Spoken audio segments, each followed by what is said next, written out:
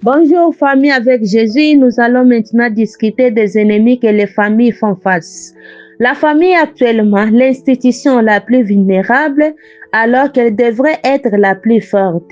Il est bombardé de toutes parts, politique, idéologique, élite.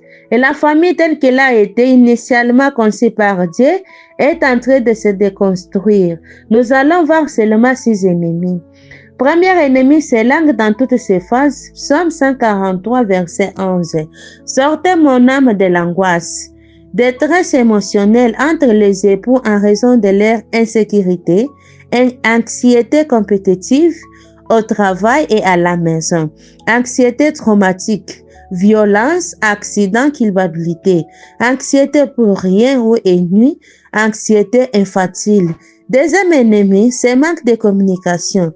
Éphésiens chapitre 4, verset 24, ça nous dit ainsi.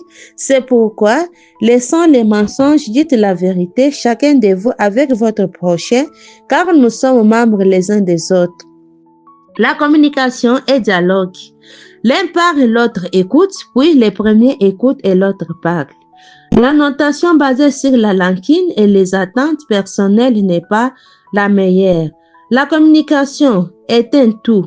Elle implique des tout, de la voix, la position, les regards, voire le silence. Ah bien, le silence communique aussi. Quatrième ennemi, sexualité. Proverbe 5:18. Béni soit ton printemps et réjouis-toi avec la femme de ta jeunesse. Le sexe est naturel. Dieu l'a créé pour la joie et le plaisir des époux.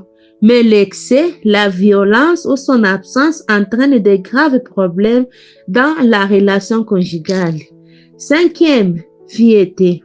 De la femme ou de l'homme ou de deux, Proverbe 16:18, l'orgueil précède la rupture et avant la chute, la hauteur d'esprit. L'autoritarisme de l'homme ou l'autoritarisme de la femme provoque la rupture de la relation. La psychologue américaine Ellen White écrit: aucun d'eux ne devrait essayer de dominer. Ne jamais se faire du mal ou se faire du mal. N'essayez pas de vous contraindre. Sixième ennemi ou dernier ennemi, c'est le manque de Christ dans le cœur. En Jean 5:5, ça nous dit ainsi: car sans moi, vous ne pouvez rien faire. Si me séparer du Christ apporte de l'instabilité, des conflits, de la tristesse à ma famille, alors la solution se trouve dans Philippiens chapitre 4 verset 13. Car unis à moi, dit le Seigneur, vous pouvez tout faire, unissez-vous au Christ et votre famille sera encerclée et votre ennemi sera vaincu.